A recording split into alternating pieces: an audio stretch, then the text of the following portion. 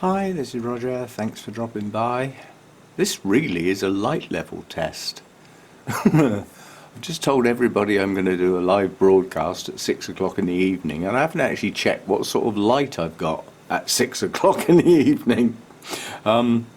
It's about 5:45 at the moment. You can already see from the shadows that the sun is setting. It's now almost directly shining into that long side, as I call it. That faces southwest. The sun sets in the west this time of year. So the sun's on its way down, but there's more than enough light here to film. Yeah, you can see the shadows creeping up from the bottom there. Yeah, and that's good, because I've still got some orchids down below there that could do without the stronger light. They're the cooler growers, but they're also not bright light orchids. And this is working well at this time of year because I've got tree shadows actually affecting the amount of light that comes in from this side. I'm just going to pop outside a minute. I'll be back. Oh, and out here we have pussycats. We have one pussycat, two pussycats. But what I came out here to show you was that in response to somebody telling me I was getting too much light on my Oncidium types, I put the second layer of shade netting up just on that side. As you can see, we have shadows here, so that's good. And the main shadows at the moment are coming from that tree, and earlier they come from that tree. So the trees are now doing their job and actually stopping the intense light getting in. So I think we're okay there. Pussycats in the sun. So I think we'll be okay. As I said, this camera adjusts to lower light quite well. It films reasonably well. Oh, look what I've just noticed. We have a Deesa that's going to bloom. Yay! Had some blooms earlier in the year, but they haven't done much since then.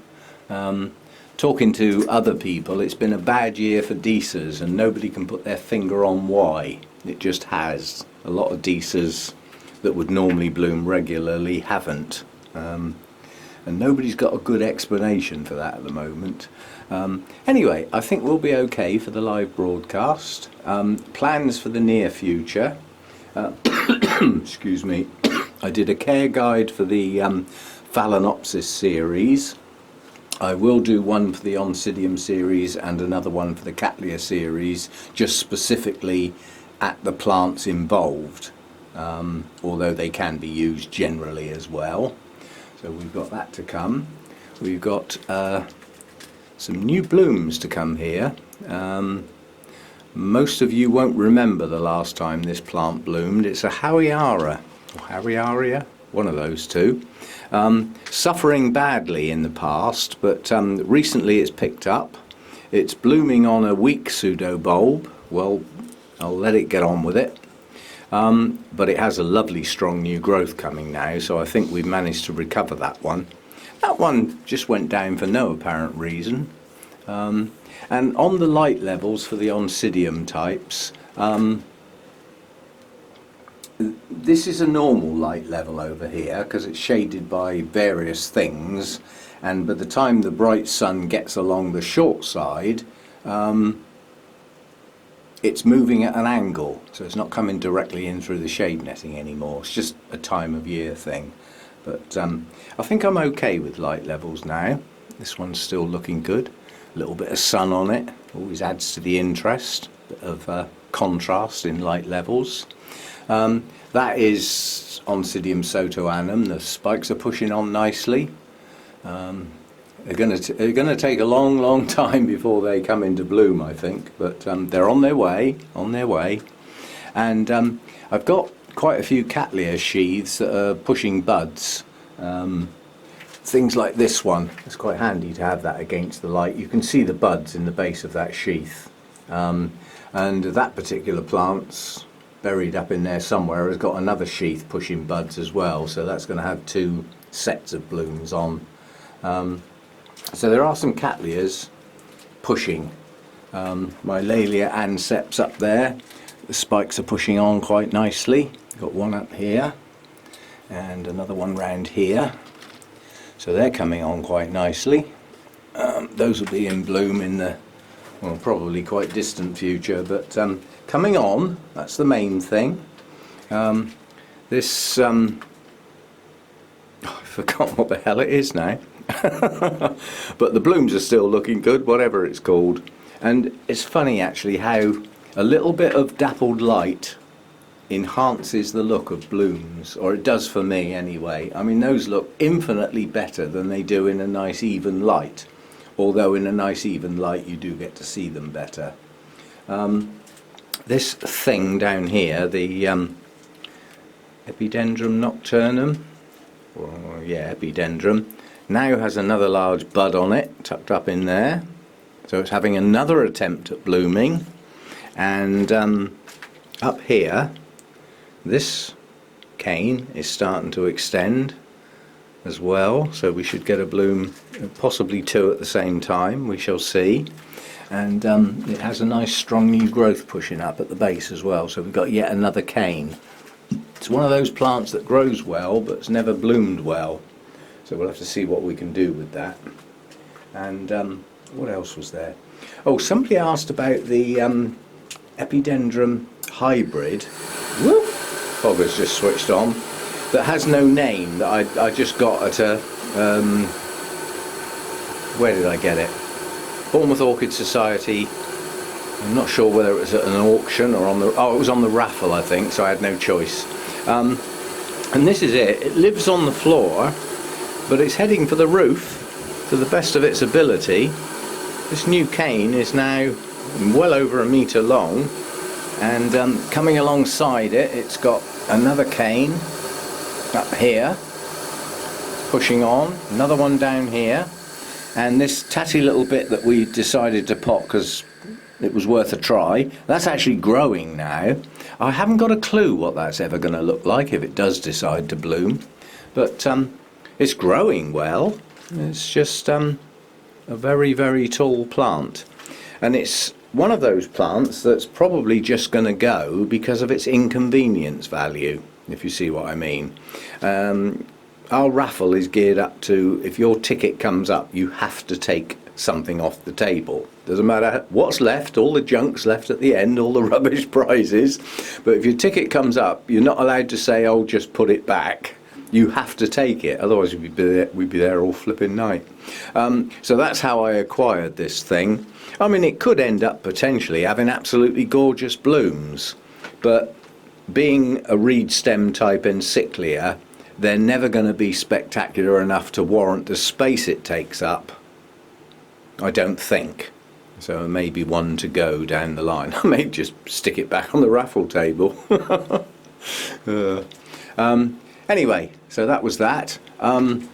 I had a quick look at my Dendrobium chrysotoxum the other day, because it lives at the back here. It tends to get forgotten, but these new canes are absolutely gorgeous. Beautiful shiny green leaves. There's several. There's a couple back here, pushing on nicely. There's this one here. There's another one tucked in here. So it's grown some good new canes this year. It's got a hell of a root system on it, and this blooms on older canes as well as newer canes, so I'm expecting a pretty good show from that next year, springtime and all that. It's one of those that puts on a spectacular show, but unfortunately it doesn't last long. There's quite a few Dendrobiums like that. You know, if you go down that path, that's just something you have to put up with. A once a year show that's absolutely stunning and doesn't last long. So, you know, that's the way they go. There's other plants you can choose in the Dendrobium fields, like the black hair type. This is Infundibulum crossed with Lowii, sparkling in the light. I don't know whether the camera can pick that up, but really sparkling. You get 2.5 to 3 months out of those blooms. You know, so you take your choices, and then you get monsters like this flipping thing up here, which is Dendrobium chryseum, that grows like a weed, but as yet has not bloomed. Now this had troubles. The canes were these canes got chopped. There was no way I could accommodate it with the canes that were already on there, and they showed no signs of blooming, so I thought we'll just chop their length off.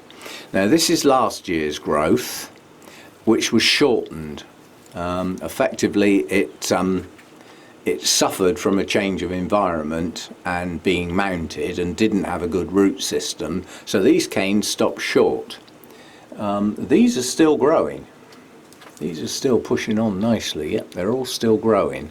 So those canes are possibly going to get up to a decent length. Just because these stop short doesn't mean they won't bloom, but as yet that plant is a non-bloomer. That came out of the big box, as it's endearingly known, and is the very reason the box was so big in the first place.